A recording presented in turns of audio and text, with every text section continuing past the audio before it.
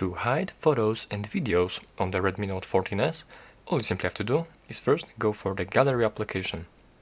From here you cannot actually select pictures and videos and from here hide it. You'll have to add it to album. So let me show you how you can do this. First of all, let's go for the albums and let's create this album and let's name it hidden. Alright, and here we have this album, and from now we are able to select any of these pictures.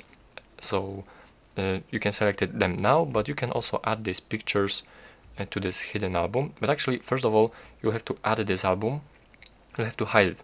So let's hide this album, press OK, and now actually if this album is hidden, you will not be able to add these files into this hidden album.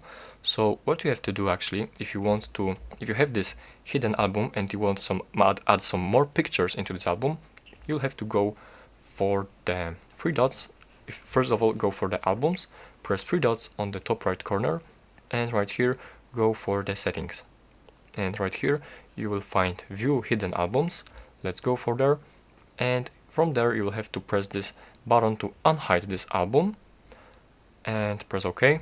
And from here now you are able to insert videos and pictures into this album, add to album, hidden, and move. We'd like to move these files right here, and from there now you will have to select this album again and hide it.